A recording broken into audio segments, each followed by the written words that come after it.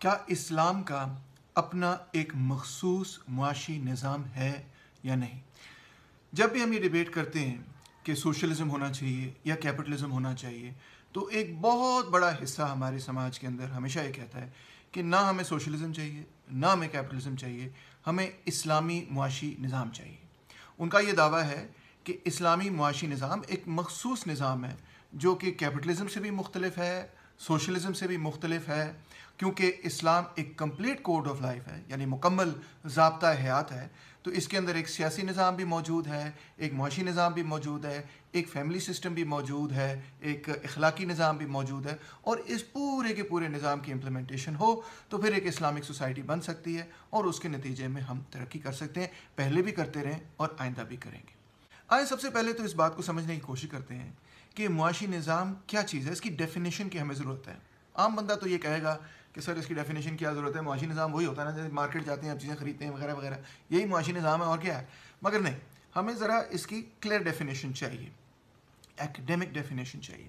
کیا آپ جانتے ہیں کہ زمانہ قدیم کے اندر، بلکہ چند سینچریز پہلے تک، ایسا کوئی سبجیکٹ ہی نہیں تھا جس کو اکنامکس کہا جاتا تھا، بلکہ اکنامکس کو اخلاقیات کے اندر شامل کیا جاتا تھا۔ مثال کے طور پہ جب افلاطون اور ارسطو اور ابن خلدون بھی، اور اس سے پہلے جتنے لوگ ہیں، جب ان موضوعات پہ لکھا کرتے تھے تو وہ اکثر یہ سوال نہیں پوچھتے تھے کہ ہمیں کیا کرنے کی ضرورت ہے، کیا پالیسیز نافذ کرنے کی ضرورت ہے کہ جس کے نتیجے میں ملک تیزی سے ترقی کر جائے، یا کیا پالیسیز نافذ کرنے کی ضرورت ہے جس کے نتیجے میں لوگوں کا ویلفیئر زیادہ سے زیادہ بڑھ جائے، یا کیا معیشت کس طرح سے چلتی ہے، اس کو ذرا انڈیپینڈنٹلی سائنٹیفکلی دیکھا جائے یا فلسافکلی دیکھا جائے۔ نہیں، اکنامکس کا کویشچن جو تھا وہ اخلاقیات کے زیر سایہ رہا، اور سوال یہ نہیں پوچھا جاتا تھا کہ کیا کرنے کی ضرورت ہے معیشت کو بڑھانے کے لیے، بلکہ سوال اکثر و بیشتر یہ پوچھا جاتا تھا کہ کس قسم کے معاشی رشتے قائم کرنے کی ضرورت ہے ایک اچھی اخلاقی زندگی گزارنے کے لیے۔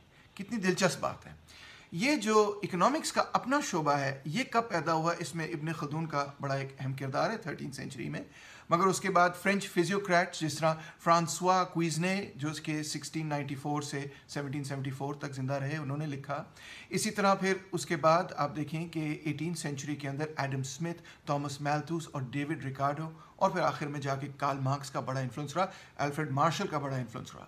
انفیکٹ میں آپ کو دلچسپ بات یہ بتاتا ہوں کہ جو فادر آف اکنامکس سمجھے جاتے ہیں، کچھ لوگ ان کو فادر آف کیپٹلزم کہہ دیتے ہیں، that's wrong, he is not the father of capitalism, مگر جو فادر آف اکنامکس ہے وہ تو ایڈم اسمتھ ہے۔ مگر ایڈم اسمتھ ایک اکانومسٹ نہیں تھا، ایڈم اسمتھ ایک فلاسفر تھا، اور وہ بھی مورل فلاسفر، یعنی اخلاقیات کو اسٹڈی کرتا تھا، اور پہلی جو اس نے کتاب لکھی دی تھیوری آف مورل سینٹیمنٹس، اس میں کچھ آئیڈیاز اس نے ڈیولپ کیے، دریافت کیے، جو کہ پھر آگے جا کے اس نے اپنی اگلی کتاب ویلتھ آف نیشنز میں استعمال کی۔ تو ایڈم اسمتھ کے دور کے اندر اس قسم کی اسٹڈی کو کہا جاتا تھا پولیٹیکل اکانومی۔ تھامس میلتھوس یا ریکارڈو یا کارل مارکس، یہ سب لوگ اپنے آپ کو پولیٹیکل اکانومسٹ کہا کرتے تھے، یعنی اس زمانے کے اندر اکنامکس کا ڈسپلن ایگزسٹ نہیں کرتا تھا، ڈسپلن ایگزسٹ کرتا تھا پولیٹیکل اکانومی کا۔ اور الفریڈ مارشل کے بعد، یعنی لیٹ 19 سینچری میں، جیسے جیسے اکنامکس جو ہے، یا رادر پولیٹیکل اکانومی جو ہے، وہ زیادہ میتھمیٹائز ہوتی چلی گئی، مارجنلسٹ ریولوشن ہوا، جس کے بارے میں کسی اور وقت میں بات کروں گا، تو 1910 اور 1920 کے درمیان جا کے پھر فائنلی ایک نیا ڈسپلن ایمرج کیا جس کو ہم کہتے ہیں اکنامکس۔ یعنی اکنامکس 1920 میں شروع ہوا، یہ تو ابھی 100 سال پہلے کی بات ہے۔ اس سے پہلے اکنامکس کی جو اسٹڈی ہوا کرتی تھی وہ اوبیسلی 17 سینچری وغیرہ کے بعد تو پولیٹیکل اکانومی کے شعبے میں ڈالی جاتی تھی، اور اس سے پہلے اخلاقیات کے شعبے میں ڈالی جاتی تھی، اخلاقیات کے زمرے میں شامل کی جاتی تھی۔ اور ان کے کیونکہ یہ فیلڈ ہی اور تھی، اس کا پرپس ہی اور تھا، تو لہٰذا اس میں جو سوال اٹھائے جاتے تھے وہ بنیادی طور پہ مختلف تھے۔ اب جب پولیٹیکل اکانومی ڈیولپ ہوئی تو ان کی ایک بہت بڑی اور بہت ہی اہم دریافت تھی۔ میں سمجھتا ہوں پولیٹیکل اکانومی کی سب سے اہم دریافت یہ تھی کہ کسی بھی سماج کو سمجھنے کے لیے، کسی بھی جس کو ہم کہتے ہیں اکنامک سسٹم کو سمجھنے کے لیے، پہلی چیز یہ سمجھنی ہے کہ لوگ اپنی زندگی کس طرح بسر کرتے ہیں، کس طرح زندہ رہتے ہیں، اپنے آپ کو کس طرح ریپروڈیوس کرتے ہیں۔ یعنی کہ سب سے پہلے اس چیز کو سمجھنے کی ضرورت ہے کہ کسی بھی سوسائٹی کا ٹیکنالوجیکل بیسس کیا ہے، کس طرح سے وہ پیداوار کرتے ہیں، ان کی نالج کیا ہے نیچر کے بارے میں اور پیداوار کے بارے میں۔ اس کو ایک اور لفظوں میں آپ یوں بھی کہہ سکتے ہیں کہ ان کی پروڈکٹیو فورسز کیا ہیں، ان کی پروڈکٹیو ابیلٹیز کیا ہیں، پیداواری قوتیں کیا ہیں ان کی۔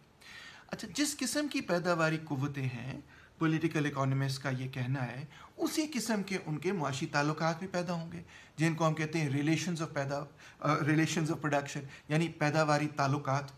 پیداواری تعلقات سے کیا مراد ہے کہ آپ اور ہم نے مل کر کو کام شام کرنا ہے، شاید ہم نے روٹی پکانی ہے، یا ہم نے اناج اگانا ہے، یا ہم نے اینیملز کو ہنٹ کرنا ہے، یہ سب کچھ ہمارے درمیان کچھ نہ کچھ تعلقات پیدا کرے گا۔ اس کو اچیو کرنے کے لیے ہمیں ایک دوسرے کے ساتھ کوآپریٹ کرنا پڑے گا، اور اس کوآپریشن کی کے اندر جو تعلقات قائم ہوں گے وہ اسی قسم کے تعلقات قائم ہوں گے جس قسم کا کام ہم نے کرنا ہے، اور جس قسم کا کام ہم نے کرنا ہے وہ اس سے ڈٹرمن ہوگا کہ ہمارے پاس کیا ٹیکنالوجیکل بیسس ہے وہ کام کرنے کے لیے۔ تو ٹیکنالوجیکل بیسس جو ہے وہ انسانی تعلقات کو چینج کر دیتا ہے۔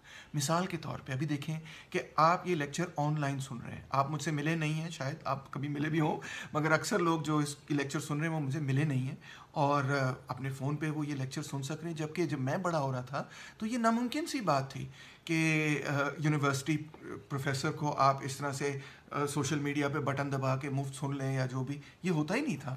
تو اب یہ ایجوکیشن کے پورے سسٹم کو سوشل میڈیا ٹرانسفارم کری، یونیورسٹی اور ایجوکیشنل سسٹم کو کووڈ کے بعد تو خاص طور پہ پورا ٹرانسفارم کری۔ تو یعنی کہ جب ٹیکنالوجی چینج ہوتی ہے تو اس کے بعد انسانی تعلقات بھی فنڈامنٹلی تبدیل ہو جاتے ہیں، کمیونیکیشنز کے حساب سے بھی اور حساب سے بھی۔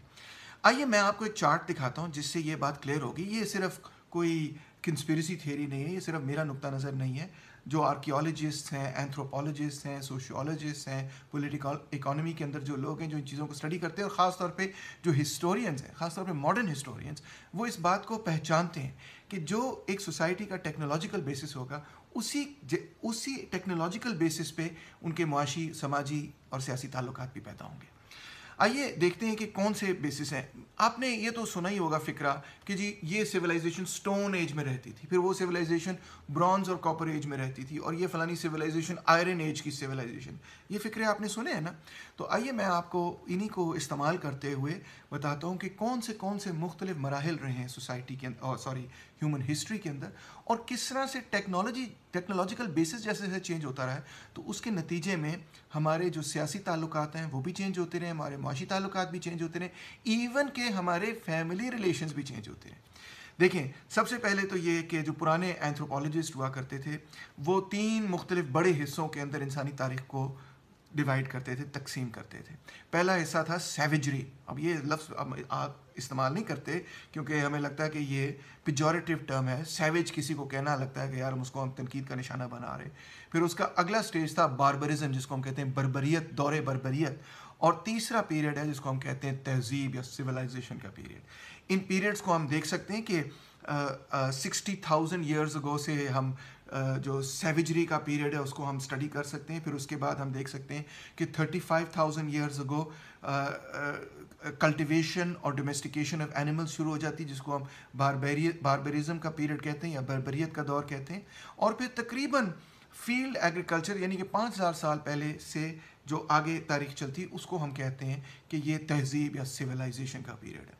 اب یہ پرانی ڈویژن ہے، اب یہ الفاظ استعمال نہیں ہوتے، مگر ڈویژن بہرحال کہ بھئی یہ 3 مختلف مراحل ہیں انسانیت کی ڈیولپمنٹ میں، ان کو ضرور دیکھا جاتا ہے۔ پھر یہ کہ ان انڈیویجول پیریڈز کو مزید 3 اور پیریڈز کے اندر ڈیوائڈ کیا جا سکتا ہے، ایک lower period of savagery, middle period, upper period of savagery, اسی طرح باربرزم کا لوور مڈل اور اپر پیریڈ، اسی طرح سویلائزیشن کا لوور مڈل اور اپر پیریڈ۔ آئیں دیکھیں ٹیکنالوجی ڈیولپ ہوتی ہے تو اس میں سے پھر انسان کے تعلقات میں تبدیلیاں کس طرح ہوتی ہیں۔ مثال طور پہ دا لوور اسٹیج آف سیویجری، انسان جو ہے ابھی شروعات ہوتی ہے اس کی کہ وہ اپنے آپ کو جانوروں سے مختلف سمجھنا شروع کرے۔ اس دور کے اندر وہ فروٹس اور روٹس میں رہتا ہے، ٹراپیکل اور سب ٹراپیکل ہیبیٹیٹس میں رہتا ہے، یعنی ٹراپک اور کینسر اور ٹراپک آف کیپریکارن کے درمیان زیادہ تر انسان رہتا ہے۔ اس پیریڈ کے اندر پارشلی وہ ٹری ڈویلنگ ہے، یعنی درختوں کے قریب وغیرہ رہتا ہے، اور اس کی لینگویج بھی ڈیولپ نہیں ہے، وہ جیسچر لینگویج سے بات چیت کرتا ہے۔ اس کے بعد مڈل پیریڈ آف سیویجری شروع ہوتا ہے جس میں انسان جو ہے وہ مچھلی پکڑنا سیکھتا ہے، آگ بنانا سیکھتا ہے، اور اس کے ساتھ ساتھ انسان جو ہے سمندر کے ساحل کے ساتھ پھیلتا پھیلتا تو پوری دنیا کے اندر پھیلنا شروع ہو جاتا ہے۔ اور یہ وہ وقت ہے کہ جب مونو سیلیبک لینگویج پیدا ہو جاتی ہے۔ اس کے بعد اپر سٹیج کے اندر تیر کمان شروع ہو جاتا ہے. تیر کمان سے ہم کہتے ہیں کہ ایک نئی ڈیولپمنٹ ہوتی ہے. تیر کمان کے نتیجے میں انسان جو ہے بہت اچھا شکاری بن جاتا ہے, پہلے سے بہت بہتر. کلبز اور اسپیئرز بھی بن جاتے ہیں. اب انسان جو ہے وہ زیادہ جانوروں کو پکڑنے میں کامیاب ہو جاتا ہے اور اس کی ڈائٹ میں تبدیلی آ جاتی, میٹ ایٹنگ ڈائٹ بن جاتی. اس کی لینگویج میں بھی تبدیلی آ جاتی, سلیبیکل لینگویج شروع ہو جاتی. اسی طرح فیملی آرگنائزیشن کے اندر بھی چیزیں چینج ہو جاتی ہیں. فریٹریز اور ٹرائبز اور ورشپ آف ایلیمنٹس شروع ہو جاتی ہے. یہ وہ دور ہے انسانی تاریخ کا جس میں انسان جو ہے وہ بارش اور آگ اور ہوا اور اس طرح کے مختلف اور جانوروں وغیرہ کی عبادت پرستش وغیرہ شروع ہوتی ہے اس پیریڈ کے اندر. پھر ہم باربرین کے سویلائزیشن یا بربریت کے دور کے اندر آتے ہیں, اور یہ دور تب شروع ہوتا ہے جب ہارٹی کلچر شروع ہوتا ہے, جب میز, بین, اسکواش, ٹبیکو, پوٹری شروع ہوتی ہے. اس کے ساتھ ٹرائبل کنفیڈریسیز قائم ہوتی ہیں. فنگر ویونگ, بلو گن یعنی کہ وہ اس کے اندر ایک ڈاٹ ڈال کے تو ہوا سے جو ہے نا ڈاٹ بنا لینا. ولیج اسٹاکٹ شروع ہوتی ہیں. ٹرائبل گیمز شروع ہو جاتی ہیں. ایلیمنٹ ورشپ اور گریٹ اسپرٹ کا تصور آ جاتا ہے کہ بھئی ایک کوئی گریٹ اسپرٹ ہے جو دنیا کو چلا رہی ہے. اور اسی پیریڈ کے اندر جو سیمیٹک ٹرائبس تھیں اور آرین ٹرائبس تھیں وہ اپنے آپ کو جو ہے آرگنائز کرتی ہیں. پھر ہم دیکھتے ہیں کہ مڈل پیریڈ کے اندر اینیملس کی ڈومیسٹیکیشن شروع ہوتی ہے, ڈاگ کی ڈومیسٹیکیشن. پھر اس کے بعد بڑی امپورٹنٹ ڈومیسٹیکیشن ہے اوبویسلی کیٹل کی اور گوٹس وغیرہ کی. اور ہمارے پاس گوٹ, شیپ, ہارس, ایس یعنی گدھا, کاؤ, ڈاگ, یہ جانور ہمارے قابو میں آ جاتے ہیں. پھر اس کے نتیجے میں ہمارے پاس دودھ وغیرہ بھی قابو میں آ جاتا ہے. دودھ کو بھی ہم اپنے لیے استعمال کر سکتے ہیں. اسی پیریڈ کے اندر ہم دیکھتے ہیں کہ برونز کا استعمال انسانیت سیکھ لیتا ہے. اریگیشن اور شروع ہو جاتی ہے اور چھوٹی موٹی فورٹریسز بھی لوگ بنانے شروع ہو جاتے ہیں. پھر اس کے بعد ہم آتے ہیں اپر پیریڈ آف باربرزم کے اندر. اب ہم دیکھتے ہیں کہ سیریلز اور پلانٹس کی کلٹیویشن خاص طور پہ آرینز جو ہیں وہ شروع کرتے ہیں, اور آئرن اور پہلی دفعہ سمیلٹ ہونا شروع ہوتا ہے. پوئٹری پہلی دفعہ شروع ہو جاتی ہے. Mythology, وارلڈ cities, valid vehicles, metallic armour, weapons, bronze and iron. The forge شروع ہوتی ہے, فورج کی جس کے اندر آپ چیزیں بناتے ہیں. پاٹرز ویل, گرین مل, لوم ویونگ, فورجنگ. فیملی کے اندر چینجز, انڈیویجول پراپرٹی پیدا ہو جاتی, میونسپل لائف, پاپولر اسمبلیز پہلی پیدا ہو جاتی. یعنی ایک واسٹ ٹرانسفارمیشن ہوتی ہے جب ہم اس پیریڈ کے اندر آتے ہیں, اور جس کو آئرن ایج کہتے ہیں. تو ایک دم سے بہت ساری چیزیں جو ہیں وہ چینج ہونی شروع ہو جاتی ہیں. پھر اس کے بعد ہم سویلائزیشن کی اگر بات کریں تو سویلائزیشن تو شروع ہوتی ہے فرٹائل کریسنٹ اور مڈل ایسٹ ریلی سے, اور یہاں پہ ایگریکلچر کے اندر خاص طور پہ آرٹیفیشل اریگیشن شروع ہوتی ہے جس کے نتیجے میں بڑے بڑی ریاستیں بنتی ہیں. پلاؤ ود ان آئرن ٹپ یعنی کہ لوہے کی ٹپ کا حل بنتا ہے. تو انڈس ویلی سویلائزیشن اور بیبلونین سویلائزیشن یہ تھرائیو کرتی ہے. Iron implements, animal power, phonetic alphabet, writing اس پیریڈ کے اندر شروع ہوتی ہے. عرب نیومرلز وغیرہ پھیلنا شروع ہو جاتے ہیں. اس کے بعد ملٹری آرٹس نئی ڈیولپ ہوتی ہیں. سٹی لائف پہلی دفعہ ڈیولپ ہوتی ہے.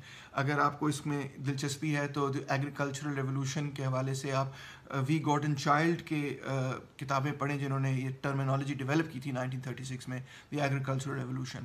سو کامرس, کوئنیج, اسٹیٹ پہلے بنتے ہیں بڑے بڑے ٹیریٹری اور پراپرٹی کی بنیاد پہ. برج, آرچ, کرین, واٹر ویل, سور, یہ ساری نئی ایجادات جو ہیں وہ بنیاد بنتی ہیں ایک نئی سویلائزیشن کی. اور یہ جو سسٹم بنتا ہے اس کو نام دیا جاتا ہے یا تو ایزیاٹک موڈ آف پروڈکشن یا ٹریبیوٹری موڈ آف پروڈکشن, جو مڈل ایسٹ کے اندر تھا. کیوں؟ کیونکہ یہاں پہ ایک بڑے اہم ایلیمنٹ ہمیشہ یہ رہا کہ یہ بڑا ڈرائی علاقہ تھا, تو یہاں آرٹیفیشل اریگیشن یعنی واٹر کی مینجمنٹ بڑی ضروری تھی. تو اسٹیٹ کرافٹ ہمیشہ واٹر مینجمنٹ کے ساتھ اور پراپرٹی وغیرہ ہمیشہ واٹر مینجمنٹ کے ساتھ جڑی رہی. اور دوسری طرف جو یورپ کے اندر سویلائزیشن, خاص طور پہ گریک سویلائزیشن, ویسے یورپ پتہ نہیں گریک کو یورپ اس زمانے میں ماننا چاہیے یا نہیں ماننا چاہیے, کیونکہ ان کا لنک جو تھا وہ تو ایشیا کے ساتھ زیادہ اسٹرانگ تھا, ایجپٹ کے ساتھ اور بیبلون کے ساتھ زیادہ اسٹرانگ تھا.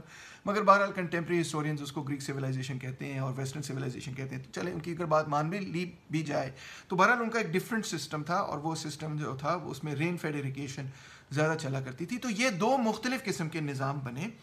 سب سے پہلے تو ایزیاٹک موڈ آف پروڈکشن, جہاں سب سے پہلی ریاستیں بنی, خاص طور پہ جو بیبلونین وغیرہ ساری ریاست وغیرہ بنی. عراق کے اندر جو کریڈل آف سویلائزیشن ہے سب سے پہلی اسٹیٹس بنی, اور یہ جو اسٹیٹس تھیں ان کے پاس ٹرائبل کلاس سسٹم تھا, اور یہ جو ٹرائبس تھی مختلف ایک دوسرے کے ساتھ ہائرارکی میں پلیس ہو جاتی تھی, اور ایک ٹرائب دوسری ٹرائب کو ٹریبیوٹ پے کیا کرتی تھی, یعنی کہ ان کائنڈ, یعنی کہ گندم اناج بنا کے ان کو ایک حصہ ادا کیا کرتی تھی. دوسری طرف جو گریک اور رومن سویلائزیشن کی ڈیولپمنٹ ہوئی تو وہاں پہ یہاں پہ پرائیویٹ پراپرٹی نہیں ڈیولپ ہوئی، مگر وہاں پہ پرائیویٹ پراپرٹی ڈیولپ ہوئی. اگرچہ ساری زمین پرائیویٹ پراپرٹی نہیں تھی، ان کے پاس ایک ڈیول پراپرٹی سسٹم تھا جس میں کچھ زمینیں پرائیویٹ پراپرٹی سمجھی جاتی تھیں، نجی ملکیت سمجھی جاتی تھیں، اور بیشتر زمینیں جو تھیں وہ پبلک پراپرٹی سمجھی جاتی تھیں یا کامن پراپرٹی سمجھی جاتی تھیں، اور کچھ زمینیں جو تھیں وہ ایگر پبلکس میں آیا کرتی تھیں، یعنی کہ وہ ایک قسم کی پبلک پرائیویٹ پراپرٹی ہوا کرتی تھی. اسٹیٹ کی پراپرٹی تھی مگر وہ اس کو مینیج پرائیویٹ پراپرٹی کی طرح ہی کیا جاتا تھا.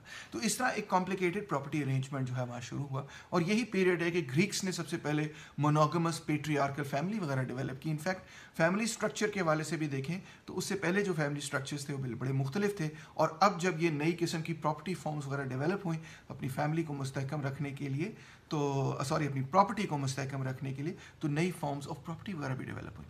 پھر وہاں سے ہم آتے ہیں اس پیریڈ کے اندر جس کو میڈیول پیریڈ بھی کہا جاتا ہے یا فیوڈل پیریڈ بھی کہا جاتا ہے. اس پیریڈ اور پچھلے پیریڈ کے اندر کیا ٹیکنالوجیکل چینج تھا جس کی وجہ سے فیوڈلزم پیدا ہوا؟ گن پاؤڈر، ورٹیکل ونڈ ملز اور واٹر ملز، اسپیکٹیکلز یعنی اینکیں بنانا، میکینیکل کلاکس ڈیولپ ہوئی. اس کے علاوہ نیو بلڈنگ ٹیکنیکس وغیرہ ڈیولپ ہوئی، گوتھک آرکیٹیکچر اس میں سے پیدا ہوا، میڈیول کاسلز وہاں سے پیدا ہوئے. اور سب سے امپورٹنٹ بات یہ کہ 3 فیلڈ کراپ روٹیشن سسٹم پیدا ہوا جس نے پھر ایک منوریل سسٹم کو ڈیولپ کیا. مینر کہتے ہیں اس اسٹیٹ کو جو کہ فیوڈل سسٹم تھا جس پہ سرفس کام کیا کرتے تھے، اور سرفس جو ہیں وہ اپنے کچھ حصہ اپنی محنت کا اس زمین پر کرتے تھے جن کو کامن پراپرٹی کہا جاتا تھا، اور کچھ اپنی جو محنت ہے وہ اپنی ایک ہفتے کی محنت کے کچھ دن جو ہیں وہ لارڈ کی پراپرٹی پر کام کیا کرتے تھے. اور اس کو آپ کہہ سکتے ہیں کہ رینٹ ان لیبر، پھر رینٹ ان کائنڈ، اور فائنلی پھر منی رینٹ وغیرہ جو ہے وہ ڈیولپ ہوا. پھر اس کے بعد نئی ٹیکنالوجی کے ڈیولپمنٹ کے نتیجے میں ایک نئے دور کے اندر ہم انٹر ہوئے جو 16 سینچری کے اندر ڈیولپمنٹس ہوئی. ٹیلیگراف، کول، گیس، اسپننگ جنی، power loom, steam engine, telescope, printing press وغیرہ، کنال لاک، کمپس، گن پاؤڈر، فوٹوگرافی جو ماڈرن سائنس کے ساتھ ساری چیزیں تعلق رکھتی ہیں، یہ سب چیزیں جو ڈیولپ ہوئیں جن کو ہم سائنٹیفک ریولوشن کہتے ہیں. تو پھر ہم دیکھتے ہیں کہ ہم ایک بالکل ہی نئے دور کے اندر شامل ہو گئے جس کو کیپٹلسٹ موڈ آف پروڈکشن کہتے ہیں، اور اس میں کیپٹلسٹ پرائیویٹ پراپرٹی پیدا ہوئی جو کہ جس نے مکمل طور پہ ڈومینیٹ کر لیا. یاد رکھیں کہ پرائیویٹ پراپرٹی کی اوریجنز پرانی ہے روم وغیرہ کے اندر، مگر وہ مکمل طور پہ ڈومینیٹ نہیں کرتی تھی. بہت ساری پراپرٹی کامن ہوا کرتی تھی اور بہت ساری پراپرٹی ایگر پبلکس کے اندر یعنی پبلک لینڈ کے اندر شامل ہوا کرتی تھی. مگر اب جو ہے ساری کی ساری مینز آف پروڈکشن یعنی ذرائع پیداوار جو ہیں وہ پرائیویٹ پراپرٹی بن چکی تھی. اور لیبر جو ہے اب سلیو لیبر نہیں تھا، سرف لیبر بھی نہیں تھا، بلکہ ویج لیبر تھا. اور سرپلس کی جو شکل تھی وہ رینٹ کے فارم میں یا ٹریبیوٹ کے فارم میں نہیں دی جاتی تھی، بلکہ سرپلس ویلیو کے فارم میں دی جاتی تھی، جو مزید آگے 3 شکلیں اختیار کرتا ہے: پروفٹ، انٹرسٹ اور کیپٹلسٹ رینٹ. میرا مقصد کیا ہے یہ ساری بات کہنے کا؟ چلیں آپ کو تھوڑی سی کنفیوژن ہو گئی ہوگی، مگر میرا مقصد آپ کو سمجھانے کا یہ ہے کہ جیسے جیسے سوسائٹی کا ٹیکنالوجیکل بیس چینج ہوتا رہتا ہے، جیسے جیسے سوسائٹی کی ٹیکنالوجی تبدیل ہوتی رہتی ہے، تو اس کے ساتھ ساتھ جو سوسائٹی کے اندر معاشی تعلقات ہیں جس کو آپ معاشی نظام کہیں گے عام فہم زبان کے اندر، وہ بھی چینج ہوتا رہتا ہے. اس کو چینج ہونا ہی ہوتا ہے نئی ٹیکنالوجی کے حساب کے ساتھ. یعنی کہ ٹیکنالوجیکل بیسس جو ہے اور جو معاشی نظام ہے ان کا آپس میں اس طرح کر کے لنک ہے، وہ آپ اس لنک کو توڑ نہیں سکتے. جیسے ٹیکنالوجیکل بیسس بڑھتا چلا جائے گا ویسے ہی جو اکنامک سسٹم ہے وہ تبدیل ہوتا چلا جائے گا. اکنامک سسٹم سے اب ہماری کیا مراد ہے؟ کیونکہ یہاں سے ہم نے بات چیت شروع کی تھی. اب ہر اکنامک سسٹم جو میں نے پیچھے بیان کیا اس کا ایک ٹیکنالوجیکل بیسس ہے، ہم سمجھ سکتے ہیں، جس کے ساتھ وہ پورا نظام جڑا ہوا ہے. پھر اس کے اندر فارمز آف پراپرٹی ہیں، یعنی ملکیت کی مخصوص اور ڈفرینٹ قسم کی شکلیں ہیں، اور اس کے ساتھ پھر associated forms of labour service, یعنی لیبر کس طرح سے کام کرتا ہے، کیا ریلیشن شپ پیدا ہوتی ہے لیبر کی حاکم طبقے کے ساتھ، حکمران یا مالک طبقے کے ساتھ، وہ چینج ہوتی رہتی ہے. اور آخر میں فارمز آف سرپلس کا مطلب یہ کہ جو لیبر زائد پیداوار کرتی ہے وہ کس شکل میں حکمران طبقے کو ادا ہوتی ہے یا ملتی ہے یا وہ اپروپریٹ کرتی ہے. آئیں ذرا دیکھتے ہیں کہ جو میں نے خاکہ کھینچا اس کو صرف جدید دور کے اندر اگر ہم دیکھیں تو کیا خاکہ بنے گا. ہنٹر گیدرر جو ساری پرانی سیویجری اور باربرزم کا سٹیج ہے اس کو چھوڑتے ہوئے، وہ تو پری ایگریکلچرل ریولوشن کا پیریڈ ہے، ادھر کوئی پراپرٹی بھی نہیں ہے، ٹرائبز ایگزسٹ کرتی ہیں، خانہ بدوش ٹرائبز ایک جگہ سے دوسری جگہ جا رہی ہیں، ٹرائبل ٹیریٹری ضرور ہوتی ہے کہ یار یہ فلانی ٹرائب کی جگہ ہے، یہاں سے وہ ٹریول کرتے ہیں، مگر اس کے علاوہ کوئی سرپلس پیدا نہیں ہو رہا. اور فارمز آف لیبر سروس جو ہیں اس کے اوپر ہم بات نہیں کر سکتے ابھی, کیونکہ یہ ایک طبقاتی نظام ہی نہیں ہے. اس وقت طبقات ایگزسٹ ہی نہیں کرتے. طبقے سے مطلب یہ ہے کہ ایک طبقہ پراپرٹی اونر ہو اور دوسرے طبقے کے پاس کوئی ملکیت نہ ہو. یہ نظام ایسا ہے ہی نہیں, کیونکہ ملکیت ابھی ڈیولپ ہی نہیں ہوئی, تو لہٰذا فارمز آف لیبر سروس یا فارمز آف سرپلس کا سوال ہی پیدا نہیں ہوتا. سب سے پہلا طبقاتی نظام جو ہے وہ عراق بیبلونین سوسائٹی وغیرہ کے اندر پیدا ہوتا ہے, جس کو میسوپوٹیمین کہتے ہیں. بیبلون تو ایک مخصوص سویلائزیشن ہے میسوپوٹیمین سویلائزیشن کے اندر. تو میسوپوٹیمیا جس کو کہا جاتا ہے, تو وہاں پہ ایزیاٹک موڈ آف پروڈکشن پیدا ہوتا ہے, اور وہاں پہ یہ پیدا ہوتا ہے آرٹیفیشل اریگیشن کی مدد سے, کیونکہ وہاں پہ اریگیشن کرنے کے لیے پانی کو بچانا بڑا ضروری ہے. تو بڑی بڑی آرٹیفیشل اریگیشن کی چیزیں جو پیدا ہوتی ہیں, اور اس کے ساتھ پلاؤ وتھ آئرن پوائنٹ, یعنی کہ ہل ایک لوہے کے ٹپٹ ہل جب دریافت ہو جاتا ہے, اور دوسرا جب پانی کو کنٹرول کرنے کا سسٹم دریافت ہو جاتا ہے, تو پہلی دفعہ انسان جو ہے وہ خانہ بدوش زندگی چھوڑ کے اپنے پہلے مخصوص شہر قائم کرتا ہے. اور اس کو میں نے کہا, گارڈن چائلڈ نے کہا, ایگریکلچرل ریولوشن. اور انسان کی پوری زندگی تبدیل ہو جاتی جب وہ خانہ بدوش زندگی, ہنٹر گیدرنگ لائف سٹائل کو چھوڑ دیتا ہے, نومیڈک پیسٹورلزم کو چھوڑ دیتا ہے, اور کہیں پہ شہر بنا کے سیٹل ڈاؤن کر کے ایگریکلچر شروع کرتا ہے, تو پوری لائف ٹرانسفارم ہو جاتی. سب سے پہلی ٹرانسفارمیشن تو یہ کہ پہلی ریاستیں قائم ہوتی. دوسری ٹرانسفارمیشن یہ کہ پہلی دفعہ ایک کلاس سسٹم ڈیولپ ہوتا ہے, جس کے اندر ایک طبقہ ہے, دوسرا طبقہ ہے, اور کلاس سسٹم کی ڈیولپمنٹ کے نتیجے میں ہی اسٹیٹ ڈیولپ ہوتی, دونوں ایک دوسرے کے ساتھ جڑی ہوئی ہیں. اور پھر تیسری ڈیولپمنٹ یہ کہ ان کی ڈائٹ کے اندر تبدیلی آ جاتی ہے, ان کے ڈریس کے اندر تبدیلی آ جاتی ہے, ایون ان کے فیملی سٹرکچرز کے اندر تبدیلی آ جاتی ہے. ایک میسو ریولوشن ہے, وہ ٹوٹل ٹرانسفارمیشن ہے. اور دلچسپ بات یہ ہے کہ اولڈ ٹیسٹمنٹ یا نیو ٹیسٹمنٹ کے اندر جو آپ نے نیریٹو پڑھا ہوگا کہ کین اور ایبل کے درمیان جو اختلاف ہوتا ہے, وہ اختلاف اس پوری ٹرانسفارمیشن کو ریپرزینٹ کرتا ہے.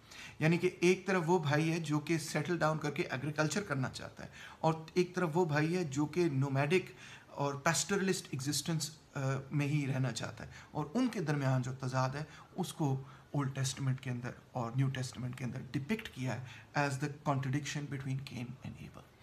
اچھا, آگے بڑھتے ہیں. تو یہ تو نظام ہو گیا جو فرٹائل کرسنٹ وغیرہ کے اندر, مڈل ایسٹ وغیرہ کے اندر سیٹ ہوا.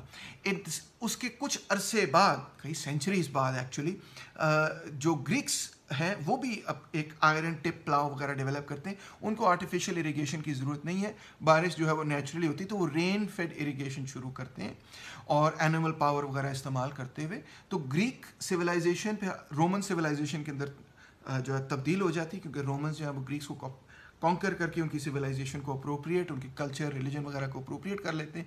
تو یہاں پہ کیا فارمز آف ڈیولپمنٹ ہوتی ہیں, اور خاص طور پہ پراپرٹی کی ملکیت میں کیا چینجز آتے ہیں کہ پہلی دفعہ نجی ملکیت قائم ہوتی ہے کہ یہ زمین میری ہے بھائی, اور کسی کی نہیں, اور میں اس کو استعمال کروں گا. یہ گریکس اور رومنس کے اندر سب سے پہلے تصور ہوتا ہے. مگر یہ جو پرائیویٹ پراپرٹی ان لینڈ ہے یہ جنرلائز نہیں ہے. یہ نہیں ہے کہ پوری سوسائٹی کے اندر یہ ڈیولپ ہو چکا ہے, مگر ڈیول پراپرٹی سسٹم پیدا ہوتا ہے, جس کے اندر ایک حصہ پرائیویٹ پراپرٹی ہوگا, ایک حصہ کامن پراپرٹی ہوگا, ایک حصہ پبلک پراپرٹی ہوگا. اس طرح کر کے ایک کمپلیکس قسم کا سسٹم ہوتا ہے. اور امپورٹنٹ بات یہ ہے کہ یہ ایک ایسا پیریڈ ہے جس کے اندر غلامی کا نظام شروع ہوتا ہے, سلیوری کا سسٹم شروع ہوتا ہے. اور سلیوری سے ہماری مراد یہ ہے کہ نہ صرف زمین جو ہے وہ ملکیت بن جائے, مگر انسان بذات خود کسی دوسری کی ملکیت بن جائے. تو گریک اور رومن سویلائزیشن پوری کی پوری سلیوری پر بنیاد رکھتی ہے. اور سلیو آبویسلی جو کام کرتا تھا, تو سلیو وہ کسی کو بیچتا تو نہیں تھا, رینٹ تو نہیں دیتا تھا. جو بھی سلیو کام کرتا تھا وہ مالک کی ہی ملکیت تصور کی جاتی تھی. اب یہ نظام اس نظام سے بڑا مختلف تھا جو کہ مڈل ایسٹ کے اندر میں نے آپ کو بتایا پریکٹس کیا جا رہا تھا. وہاں پہ جو نظام تھا, وہاں پہ ٹرائبل ہائرارکی پیدا ہوئی. ایک ٹرائب اوپر آ گئی, اس نے نیچے والی دوسری والی ٹرائب کو دبا دیا, اور جس ٹرائب کو اس نے دبایا اس نے ان کو کہا کہ آپ نے ہمیں جو ہے وہ ٹریبیوٹ پے کرنا, آپ نے ہمیں پروٹیکشن کے لیے بھی, اور کیونکہ ہم نے آپ کو کانکر کیا, ہم آپ کے حکمران طبقے ہیں, تو ہم آپ کا حکمران طبقہ ہیں, تو آپ نے اپنی پیداوار میں سے ایک حصہ ہمیں دینا ہے. اس کو اس وجہ سے ٹریبیوٹری موڈ آف پروڈکشن بھی کہا جاتا ہے. پہلے تو یہ اناج کی شکل میں دیا جاتا تھا, اور بعد میں ایک وقت ایسا آیا جب منی کی ڈیولپمنٹ ہوئی کہ یہ منی کی شکل میں بھی دیا جاتا تھا. اور جہاں پہ یہ جو ٹرائبل ہائرارکی تھی وہ فکس ہو گئی, بائی برتھ وہ فکس ہو گئی, تو وہاں پہ کاسٹ سسٹم بھی ڈیولپ ہو گیا. جس طرح انڈیا کے اندر کاسٹ سسٹم ٹرائبس کی ہائرارکی پر بنیاد رکھتا ہے, اور اس طرح اینشنٹ ایجپٹ کے اندر بھی ایک کاسٹ سسٹم تھا جو اس طرح ڈیولپ ہو گیا. تو آپ دیکھ رہے ہیں کہ دو مختلف سسٹمز پیدا ہوئے. سب سے پہلے تو ایزیاٹک موڈ آف پروڈکشن جو کہ ایک ٹرائبل ہائرارکی پر بنیاد رکھتا تھا. یہاں پہ لیبر جو ہے وہ ٹرائبس کیا کرتی تھی, جس طرح ہمارے کاسٹ سسٹم میں ہوتا ہے کہ یہ کمہار ہے, یہ سونہار ہے, یہ کمی ہے, یہ زمیندار ہے, یہ ارئی ہے وغیرہ. ہر ٹرائب, یہ ٹرائبس بھی ہیں, ہر ٹرائب کا ایک مخصوص کام ہے اور وہ اس کام کے علاوہ اور کوئی کام نہیں کر سکتے. اور ہر ٹرائب ایک ہائرارکی کے اندر ہے جس میں اس نے یا تو ٹریبیوٹ لینا ہے یا ادا کرنا ہے. سب سے اوپر تو ظاہری بات ہے برہمن ہوا کرتے تھے. تو یہ ایک پورا سسٹم انڈیا کے اندر, جس کو ایزیاٹک موڈ آف پروڈکشن کہتے ہیں, ڈیولپ ہوا, نہ صرف انڈیا کے اندر بلکہ مڈل ایسٹ کے اندر بھی. اب یہ دونوں نظام چلتے رہے. ایک طرف گریک امپائر تھا, پھر اس کے گریک امپائر کے بعد وہ رومن امپائر بنا, دوسری طرف مڈل ایسٹرن امپائر تھے, سسانید امپائر تھا وغیرہ وغیرہ. یہ اینشنٹ امپائر, اکمینیڈ امپائر وغیرہ, میں اس میں زیادہ تفصیل میں نہیں جاتا. ان کی آپس میں رائیولری بھی رہی.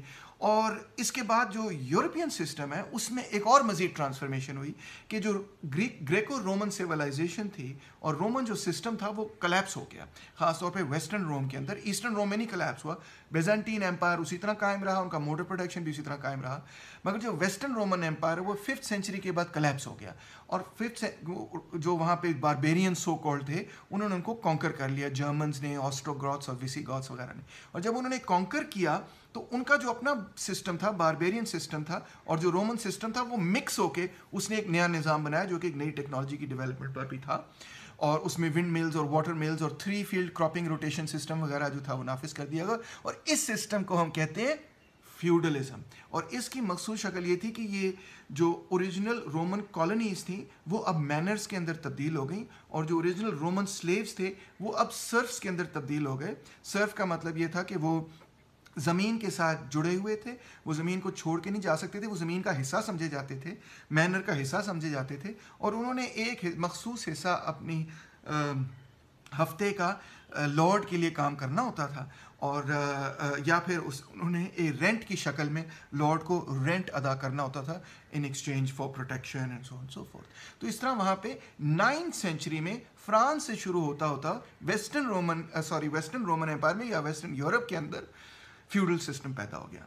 اب فائنلی 16ویں صدی میں جا کے ایک اور ٹرانسفارمیشن ہوئی, انڈسٹریل ٹیکنالوجی ڈیولپ ہوئی, سائنٹیفک ریولوشن ہوا, اور جو تاجر طبقہ تھا, یہ تو سارے لینڈڈ طبقے تھے نا جو اقتدار سنبھالتے تھے, اب جو تاجر طبقہ تھا نا جس کے پاس زمین کوئی نہیں تھی مگر وہ تجارت کرتا تھا, وہ اوپر آ گیا اور اس نے حکمرانی سنبھالی. اور جب اس نے حکمرانی سنبھالی تو پوری سوسائٹی تبدیل ہو گئی اور کیپٹلسٹ سسٹم آف پروڈکشن پیدا ہوا, جس کے اندر ایک طرف پیور پرائیویٹ پراپرٹی تھی, اب پرائیویٹ پراپرٹی عام ہو گئی, ہر جگہ پرائیویٹ پراپرٹی پھیل گئی, ڈومینیٹ کر گئی. اور دوسری طرف ویج لیبر. ویج لیبر کا مطلب یہ تھا کہ جو پہلے سلیو تھا یا سرف تھا اب ویج لیبرر بن گیا. ویج لیبرر کا مطلب یہ تھا کہ اس نے اپنی قوت محنت منڈی میں جا کے فروخت کرنی ہوتی تھی. ویسے تو وہ آزاد تھا, غلام تو نہیں تھا کسی کا, مگر اس نے اپنی قوت محنت منڈی میں جا کے فروخت کرنی تھی. تو دوستو یہ میں نے ایک خاکہ کھینچا آپ کے لیے, 17 منٹ ہو گئے میں یہاں دیکھ رہا ہوں, بڑا لمبا لیکچر تھا مگر میں نے آپ کو خاکہ کھینچ کے سمجھایا کہ دیکھیں دوستو بات یہ ہے کہ جس طرح ٹیکنالوجیکل بیس سوسائٹی کا ڈیولپ ہوتا چلا جاتا ہے تو ویسے ویسے اکنامک سسٹم بھی تبدیل ہوتا چلا جاتا ہے. اگر ٹیکنالوجیکل بیسس آگے نکل جائے اور معاشی نظام پرانا ہو تو ظاہری بات ہے کہ پھر سوسائٹی مزید آگے ترقی نہیں کر سکتی, کیونکہ جو معاشی نظام ہے وہ اتنا پرانا ہے کہ وہ ٹیکنالوجیکل بیسس کو مزید آگے بڑھنے دینے کی اجازت نہیں دیتا. تو اس سچویشن میں پھر اس نظام کو تبدیل کیے بغیر مزید سوسائٹی آگے ڈیولپ نہیں کر سکتی. تو اس طرح پھر سوشل ریولوشنز پیدا ہوتی ہیں کہ یہ پرانا معاشی نظام تبدیل ہو جائے اور نیا نظام آ جائے جو نئی ٹیکنالوجی کے ساتھ زیادہ بہتر فٹ ہو اور پھر سوسائٹی آگے ترقی کر سکے. اس دور کو ہم کہتے ہیں یعنی کہ ریولوشنری دور ہے. اور ریولوشن کو تو ویسے ہم سمجھتے ہیں جس طرح چائنیز یا بولشوک ریولوشن ہو کہ یہ بس ایک دم سے ہو جائے گا, مگر ایکچولی یہ جو ریولوشنز تھے یہ سینچریز کے اوپر مشتمل تھے. ایگریکلچرل ریولوشن جس کو ہم کہتے ہیں وہ کوئی ایک سال میں تو نہیں ہوا, سینچریز پر موڈ آف پروڈکشن کے اندر ٹرانسفارمیشن ہوئی. تو میں کہنے کی کوشش کر رہا ہوں کہ اگر فرض کریں کہ ایک سوسائٹی کا ٹیکنالوجیکل بیسس ہے جو انڈسٹریل ٹیکنالوجی ہے اس کا ٹیکنالوجیکل بیسس انڈسٹریل ٹیکنالوجی ہے. تو وہاں پہ آپ وہ اصول و قوانین جو ایک ہنٹر گیدرر سوسائٹی کے لیے ہوتے تھے وہ تو نافذ نہیں کر سکیں گے نا. اول تو ان کے پاس اتنے قوانین ہی نہیں ہوں گے جو آپ کو ضرورت ہے. یہاں پہ ٹریفک کے قانون نہیں ہوں گے کیونکہ گاڑی کا تو تصور کوئی تھا نہیں, اس وقت گاڑی دریافت ہی نہیں ہوئی تھی. تو ظاہری بات ہے کہ وہ قوانین ہوں گے ہی نہیں. تو جو پرانا سسٹم ہے اس کو ایک نئے ٹیکنالوجیکل بیسس پہ ڈال دینے کا مطلب یہ ہے کہ یا تو ٹیکنالوجیکل بیسس تباہ ہو جائے, پیچھے چلے جائے, تاکہ وہ دونوں ایک دوسرے کے ساتھ جس کو کہنا چاہیے نا سنک اپ ہو جائیں, یا پھر ضرورت یہ ہوتی ہے کہ نظام کو تبدیل کیا جائے نئے ٹیکنالوجیکل بیسس کے ساتھ, اس کو جو ہے وہ جوڑا جائے. اب سوال آپ کے سامنے یہ رکھتا ہوں, اگر آپ کو فرض کریں 2 منٹ کے لیے فرض کر لیں کہ جو میں نے بات کی وہ درست کی, ہو سکتا ہے آپ کے ذہن میں اس حوالے سے بہت سارے سوال ہوں اور میں ان سوالات کا جواب دینے کے لیے تیار ہوں, آپ وہ سوال رکھیں. بٹ جسٹ ازیوم, تھوڑی دیر کے لیے ہائپوتھیٹکلی ایکسیپٹ کر لیں اس بات کو کہ ٹیکنالوجیکل بیسس کے نتیجے میں معاشی نظام کے اندر تبدیلی ہوتی ہے, ہونی پڑے گی اور کرنی پڑے گی, ادروائز سوسائٹی جو ہے وہ اسٹیگنیشن کا شکار ہو جاتی ہے. اور جس قسم کا ٹیکنالوجیکل بیسس ہوگا مور اور لیس اسی قسم کا معاشی نظام بھی ہوگا, ادروائز, اور سیاسی نظام بھی ہوگا. چھوٹی سی مثال آپ کو دیتا ہوں. جدید پولیٹیکل پارٹیز کا تصور جو ہے وہ پیدا ہی تب ہوتا ہے جب ڈیلی نیوز پیپرز کا تصور پیدا ہوتا ہے. نیوز پیپر کے بغیر جدید سیاسی پارٹی ایگزسٹ ہی نہیں کر سکتی. آپ کو یہ بھی پتا ہوگا کہ لینن نے جب اپنی پارٹی بنائی تھی, بولشوک پارٹی, تو اس نے بنائی ہی اخبار کے ارد گرد تھی. تو ایک ایگزامپل ہے. اس سے پہلے جدید پولیٹیکل پارٹیز کیوں نہیں, جس طرح آج پولیٹیکل پارٹیز ہیں, جی پیپلز پارٹی ہے, یہ کمیونسٹ پارٹی ہے, یہ جماعت اسلامی ہے, یہ جدید پولیٹیکل پارٹیز ہیں نا. مگر اینشنٹ ہسٹری میں آپ کو ایسی پارٹیز نہیں ملیں گی. کیوں؟ کیونکہ وہ تھیں ایگزسٹ ہی نہیں کر سکتی تھیں, کیونکہ جو انفارمیشن شیئرنگ کا سسٹم تھا, جو پرنٹنگ پریس کے بعد, اور بلکہ پرنٹنگ پریس بھی پرانی بات ہے, اس کے بعد جو ڈیلی نیوز پیپر کا سسٹم سیٹ ہوا, تو اس کے نتیجے میں یہ نیا جدید سیاسی نظام بھی پیدا ہوا. انفیکٹ اگر اس پہ بڑی کتابیں ہیں, مل جاتی ہیں, اگر آپ کو کسی وقت دلچسپی ہو تو بینیڈکٹ اینڈرسن کی کتاب پرنٹ کیپٹلزم وغیرہ کے حوالے سے آپ اس کے مضامین دیکھ سکتے ہیں, بڑی دلچسپ ہیں. کہنے کا اور بھی آپ کو بہت سارے ایگزامپلس دے سکتا ہوں, جس طرح وار فیئر کی ٹیکنالوجی تھی. تو جب بو اینڈ ایرو ایجاد ہوا تو وار فیئر نے ٹرانسفارم ہو جانا تھا, کیونکہ اب آپ نے قریب جا کے لڑنے کی ضرورت نہیں, آپ دور سے بھی تیر چلا سکتے ہیں. اسی طرح جب آئرن ڈیولپ ہوا تو جو سٹون ایج کے ساتھ لوگ لڑ رہے تھے, جس طرح یورپ نے, جب آپ کو پتہ ہے کہ ساؤتھ امریکہ کو ڈسکور کیا, اس کی دریافت کی اور وہاں پہ لوگ پہنچے, تو وہ چند 100 لوگ تھے, مگر انہیں ہزاروں لوگوں کے اوپر اپنی حکمرانی قائم کر دی. کیسے؟ کیونکہ ان کے پاس جتنے ہتھیار تھے وہ آئرن کے ہتھیار تھے, اور وہاں جو ایزٹیک سویلائزیشن وغیرہ تھی اور جو نیٹو وہاں کی ساؤتھ امریکن سویلائزیشن تھی, وہ سٹون ایج میں رہ رہی تھی. تو سٹون ایج اور آئرن ایج کا جب مقابلہ ہوا تو آئرن ایج نے سٹون ایج کو پھڑکا کے رکھ دیا, ٹھیک ہے, اور ٹرانسفارم کیا. اسی طرح آپ دیکھیں کہ جب گن پاؤڈر بنا تو اس نے پورے ایمپائرس کو ٹرانسفارم کر دیا. عثمانی خلافت کی جو مین وجہ تھی کامیابی کی, وہ وجہ یہ تھی کہ انہوں نے گن پاؤڈر کو ماسٹر کیا, وہ گن پاؤڈر ایمپائر بنے. تو جس کے پاس گن پاؤڈر پر کنٹرول ہوتا تھا, پھر وہ جو ہے وہ ڈومینیٹ کر جاتا تھا. پھر ایک پیریڈ آتا ہے ملٹری ہسٹری کے اندر جب آپ دیکھتے ہیں کہ وہی گن پاؤڈر کی بڑی بڑی کیننز جب آپ شپ پہ ڈال دیتے تھے, تو وہ بڑی جو گن بوٹ شپس تھیں وہ ڈومینیٹ کر گئی ملٹری کے اوپر. ہر پیریڈ کے اندر جو ہے نا ملٹری, جیسے ٹیکنالوجی چینج ہوتی ہے تو جنگ لڑنے کا انداز بھی چینج ہوتا ہے. اس دور کے اندر ہم جو ہے وہ ڈرونز کے ذریعے, air power is the most important thing آج کل کی ملٹری کے اندر. ایئر پاور جس کے پاس ہوتی ہے وہ دوسرے کو پھڑکا دیتا ہے. ڈیزرٹ وار میں آپ نے یہ دیکھا, اور اب تو ڈرون وار فیئر شروع ہو گئی, تو اس میں اور بھی مسئلہ ہے. سو میرا کہنے کا مقصد یہ ہے کہ جیسے جیسے ٹیکنالوجیکل بیس ٹرانسفارم ہوتا ہے, ویسے ویسے ہمارے تعلقات بھی ٹرانسفارم ہو جاتے ہیں, چاہے وہ ملٹری کے تعلقات ہوں. اب دیکھ لیں ورک دیکھ لیں, ورک کیسے ٹرانسفارم ہوا کووڈ کے پیریڈ کے اندر, کہ یہ جو ٹیکنالوجی ہے جس کے ذریعے میں آپ سے بات کر رہا ہوں, تو آج کل ہم بہت سارا کام اس ٹیکنالوجی کے ذریعے کرتے ہیں, پڑھائی بھی کرتے ہیں, ہم میٹنگس بھی کرتے ہیں, یہ سب کچھ کرتے ہیں. تو یہ ٹیکنالوجی اگر ہوتی نا, تو جو وہ ہوم بیسڈ ورک کا نیا تصور ہے کہ بھئی ہمیں گھر سے بیٹھ کے کام کروں گا, وہ تو پیدا ہی نہیں ہو سکتا تھا اس ٹیکنالوجی کے بغیر. تو technology makes possible new ways of working together, it introduces new systems, it introduces new ways of connecting people. In other words it introduces new systems, it introduces new social and economic relations. پورے آپ کے معاشی تعلقات جو ہیں وہ technology کے نتیجے میں چینج ہو جاتے ہیں, تبدیل ہو جاتے ہیں. تو اچھا جی, آئیے اب دیکھتے ہیں اسلام کے حوالے سے, جہاں سے ہم نے اپنی بات چیت شروع کی تھی, کہ کیا کوئی مخصوص معاشی نظام ایسا ہے جس کو ہم کہہ سکتے ہیں کہ یہ اسلامک سسٹم ہے. اگر ہمیں مخصوص معاشی نظام کی دریافت کرنی ہو جو کہ ہم سے کہیں کہ یہ اسلامک ہے, تو ہمیں اس میں آئیڈینٹیفائی کرنا ہوگا کیا. Number 1 technological basis, number 2 forms of property, number 3 forms of labour service, اور نمبر 4 فارمز آف سرپلس. کم سے کم ہمیں یہ 4 چیزیں جو ہے آئیڈینٹیفائی کرنی پڑیں گی کہ یہ وہ چیزیں ہیں جو کہ ایک مخصوص اسلامک سسٹم ہے. میں نے آپ کو بتایا کہ جو فارمز آف پراپرٹی کو ہی دیکھ لیں, میں نے آپ کو بتایا ڈفرینٹ فارمز آف پراپرٹی کیا ایگزسٹ کرتی رہی ہیں. مثال طور پہ میں نے آپ کو بتایا ٹرائبل پراپرٹی ایگزسٹ کرتی رہی ہے, پھر اس کے بعد ڈیول پراپرٹی سسٹم ایک روم کے اندر ایگزسٹ کرتا تھا, پھر مینوریل سسٹم, فیفڈم والا سسٹم جو ہے وہ فیوڈلزم کی بنیاد تھی, اور پرائیویٹ پراپرٹی جو ہے وہ آج جدید کیپٹلزم کی بنیاد ہے. تو اکثر لوگ یہ کہہ دیتے ہیں کہ جی تھوڑا سا پرائیویٹ پراپرٹی ہونا چاہیے, تھوڑی سی پبلک پراپرٹی ہونی چاہیے. ایکچولی غور اگر آپ کریں تو یہ بات وہ اسی ڈیول سسٹم کی کر رہے ہیں جو اس زمانے میں بیزنٹین امپائر کے اندر کامن تھا, سیسنید کے اندر بھی کامن تھا. یہ اسی سسٹم کو یعنی کہ بیسکلی ریپروڈیوس کریں جب وہ کہتے ہیں کہ نیچرل ریسورسز لائک واٹر اور میڈوز وغیرہ جو ہیں یہ ان کو کامن پراپرٹی ہونا چاہیے. تو بیزنٹین امپائر بھی اسی تھاٹ کو ایکسیپٹ کرتا تھا. مگر اب دیکھیں ایگزیکٹلی وہ سسٹم اول تو نافذ ہو نہیں سکتا, اور دوسرا معاملہ زیادہ پیچیدہ ہے کہ اسلام 7ویں صدی کے اندر آپ جانتے ہیں کہ شروع ہوا. اگر ہم کرسچن کیلنڈر کو دیکھیں تو اس کا مطلب یہ ہے کہ اس پیریڈ کے اندر آدھی انسانیت کے اندر اینٹیکوٹی کا پیریڈ بھی تھا جس کو ہم سلیو موڈ آف پروڈکشن کہتے ہیں, جو رومن اور بیزنٹین امپائر تھا وہاں سلیوری پریکٹس ہوتی تھی, اور دوسری طرف ساسنید امپائر کے اندر ایزیاٹک موڈ آف پروڈکشن تھا. یہ 6th سینچری میں مورلیس حال تھے. اور پھر ہم دیکھتے ہیں جب ہم آگے کی طرف جاتے ہیں کہ جو ویسٹرن رومن امپائر ہے وہ فیوڈلزم کے اندر ٹرانسفارم ہو جاتا ہے. یعنی اینٹیکوٹی اور میڈیول پیریڈ اور اب کیپٹلسٹ پیریڈ, آبویسلی ان تینوں پیریڈز کے اوپر اسلامک ہسٹری جو ہے وہ مشتمل ہے. مگر جو وہاں پہ سوشل سسٹم تھا عربیہ کے اندر وہ کیا تھا؟ اگر اس کی فارمز آف پراپرٹی کو اسٹڈی کیا جائے, دیکھا جائے کہ وہ کیا سوشل سسٹم تھا, تو وہ basically tributary mode of production تھا, یعنی کہ ایزیاٹک موڈ آف پروڈکشن تھا. کیونکہ دیکھیں جو اسلامک امپائرز پھر قائم ہوئے, پہلا تو امید امپائر قائم ہوا, یہ بیسکلی سیریا کے اندر, اس کا ہارٹ لینڈ مکہ مدینہ نہیں تھا, ہارٹ لینڈ اس کا سیریا تھا, سیریا اور ایجپٹ ان پرٹیکولر. اور یہاں پہ جو سسٹم خاص طور پہ سیریا میں تھا, یہ تو پورا معاشی نظام بیزنٹین سسٹم کے ساتھ جڑا ہوا تھا. بیزنٹین کا یہ حصہ تھا نا سیریا, جب عربز نے اس کو کانکر کیا. اور دوسری طرف جو عراق کے اندر جو سویلائزیشن بنی, جو آگے جا کے عباسیدز کا کیپٹل بنا, یہ تو امیدز کا کیپٹل دماسکس تھا, شام وغیرہ, اور جو عباسیدز کا کیپٹل وہ تو عراق اور بغداد وغیرہ تھا.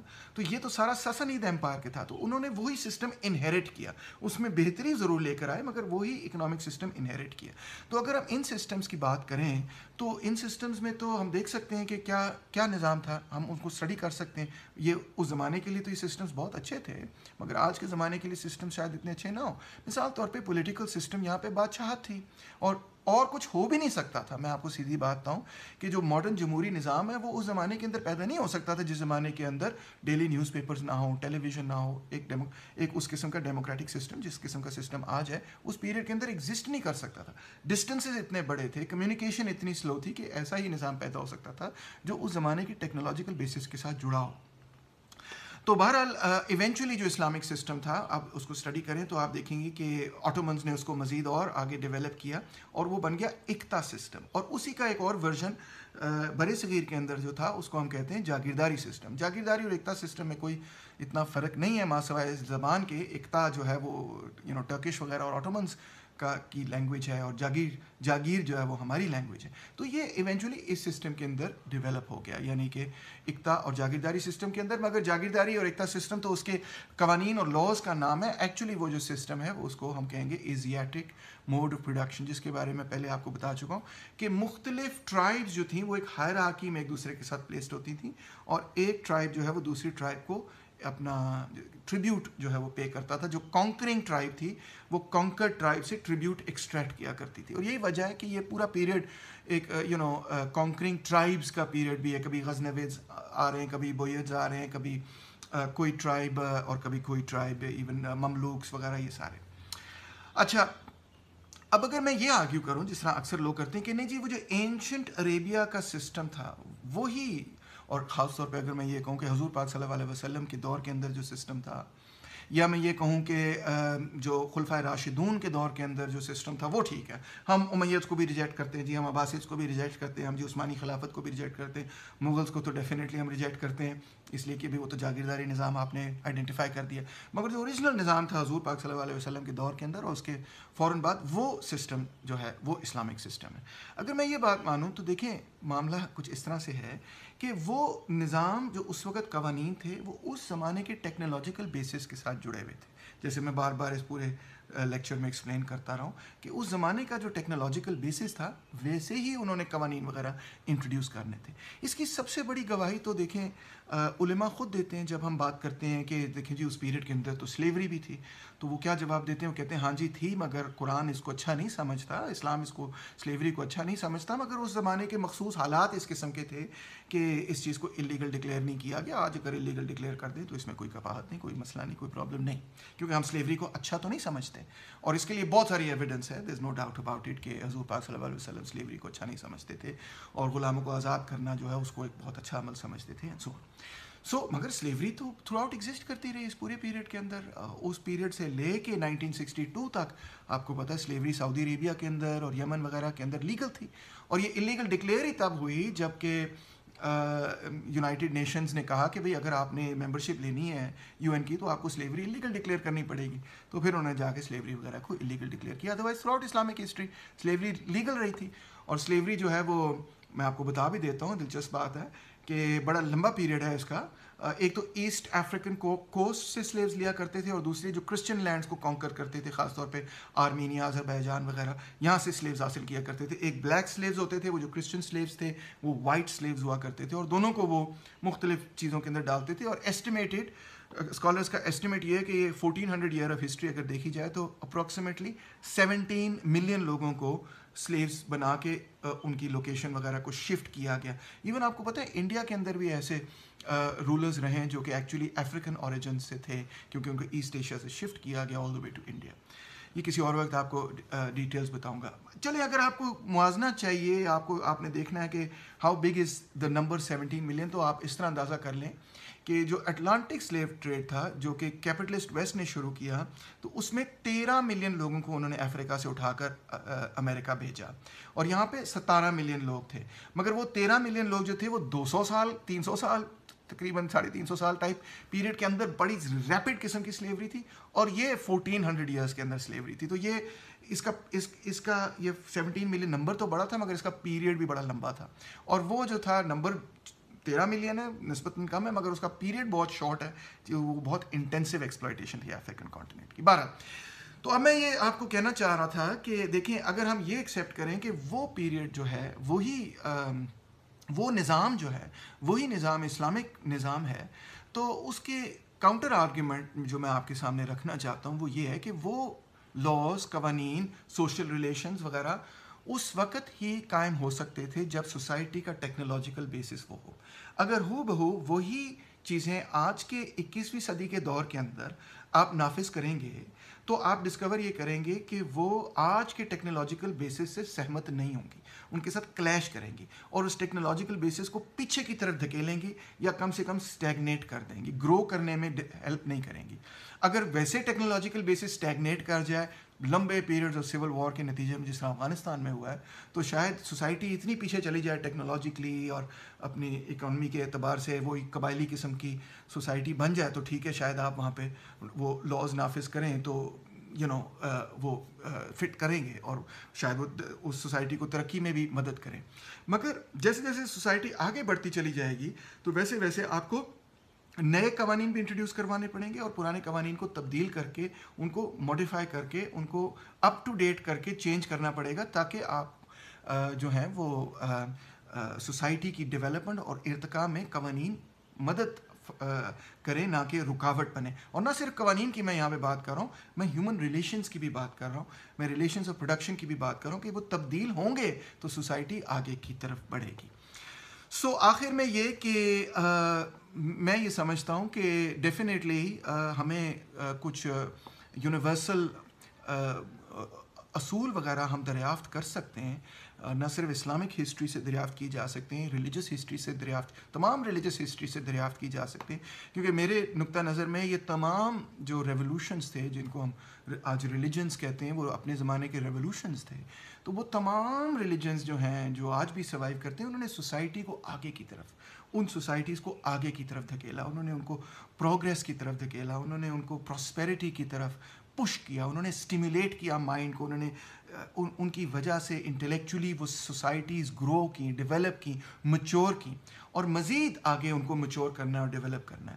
مگر جو مخصوص قوانین اور رشتے اس پیریڈ کے لیے قائم کیے گئے تھے اور اس پیریڈ کے لیے اپروپریٹ تھے، وہ آج کے پیریڈ کے اندر کیا اپروپریٹ ہیں بالکل اسی طرح ہو بہو؟ میرے خیال میں نہیں. ان کو امینڈمنٹ کی ضرورت ہے. آپ اس کو اجتہاد کہہ لیں یا کوئی اور نام دے دیں، مگر پوائنٹ یہ ہے کہ جو آج کی سوسائٹی کا ٹیکنالوجیکل بیسس ہے اس کے حساب سے قوانین بنانے چاہیے. آخر میں یہ آپ ہو سکتا ہے یہ کہیں کہ ڈاکٹر صاحب آپ کی باتیں تو بڑی مزیدار ہیں، مگر پھر آپ نے سوشلزم کی بات کیوں کی؟ سوشلزم تو بڑی ایڈوانس کیپٹلسٹ سوسائٹی کی بات ہے، تو ابھی پاکستان تو ایڈوانس کیپٹلسٹ سوسائٹی نہیں ہے، ایک پریمیٹیو کیپٹلسٹ سوسائٹی ہے. تو میں آپ سے اقرار کروں گا، میں کہوں گا yes you are absolutely right. اور دیکھیں جس قسم کی سوسائٹی پاکستان ہے اسی قسم کے قوانین ہمیں انٹروڈیوس کروانے پڑیں گے ایک سوشلسٹ پاکستان بنانے کے لیے. ہو بہو ہم بولشوک ریولوشن پہ یا چائنیز ریولوشن پہ یا کسی اور ریولوشن پہ مکھی ماریں تو we are not good scientist. اچھا سائنسدان وہی ہوگا، اچھا سوشل سائنٹسٹ وہی ہوگا جو اپنی سوسائٹی کو سمجھے اور اس کو اسٹڈی کرے اور سمجھے، اور پھر اس بات کو سمجھے کہ میری اس مخصوص سوسائٹی کو اس دور تاریخ کے اس دور میں ترقی کے لیے وہ کون سے معاشی رشتوں کی ضرورت ہے، وہ کون سے سماجی رشتوں کی ضرورت ہے، وہ کون سے ثقافتی رشتوں کی ضرورت ہے جس کے نتیجے میں ہم مزید اور ترقی کر سکیں. اس کو میں یہی کہوں گا کہ آپ اس کو اس زمرے میں ڈال سکتے ہیں کہ یہ جدیدیت کا تصور ہے کہ yes we have to modernise our thought. ہمیں اپنی سوچ کو، ہمیں اپنے رشتوں کو، ہمیں اپنے سماج کو، ہمیں اپنے معاشی تعلقات کو، ہمیں اپنے سماجی تعلقات کو، اور خاص طور پہ ہمیں اپنے سیاسی تعلقات کو ماڈرنائز کرنا ہوگا. آپ خود کہتے ہیں، آپ میں سے کتنے لوگ کہتے ہیں کہ یہ موروثی سیاست کیا کم بخت ہمارے سر پہ چڑھی ہوئی ہے، باپ پرائم منسٹر ہے، پتر جو ہے وہ چیف منسٹر ہے. میں آپ سے ٹوٹلی ایگری کرتا ہوں. یہ موروثی سیاست وہی ہے نا جو پرانی چلتی آ رہی، جو فیوڈل سسٹم کے ساتھ اور ایزیاٹک سسٹم کے ساتھ اور وہ پرانے نظام کے ساتھ جڑی ہوئی تھی. ہم اس کی ماڈرنائزیشن چاہتے ہیں. ہم نہیں چاہتے کہ بھئی ایسا ہو. ہم چاہتے ہیں جو سب سے میرٹ پہ بندہ ہو، ایبل بندہ ہو، وہ آئے اوپر، اور ڈیموکریٹک بھی ہو، اور عوام کی بات بھی مانے اور سنے، اور عوام کی رائے کا احترام بھی کرے. یہ سب چیزیں ہم چاہتے ہیں، اور عوام کو سرو بھی کرے، عوام کا پبلک سرونٹ ہو اتنا. یہ سارے تصورات جو ہیں یہ they are call to modernise Pakistani politics. تو میں بھی یہی کہہ رہا ہوں کہ Pakistani politics, Pakistani economy, Pakistani society کو ماڈرنائزیشن کی ضرورت ہے. اور اس کی میتھڈالوجی یہ ہے کہ سائنٹیفکلی ہم آج کی سوسائٹی کو اسٹڈی کریں اور سمجھیں کہ ہمارے کیا مسائل ہیں، اور ان کو حل کرنے کے لیے کانکریٹ سلوشنز دریافت کریں. امید ہے آپ نے لیکچر انجوائے کیا ہوگا. بہت شکریہ.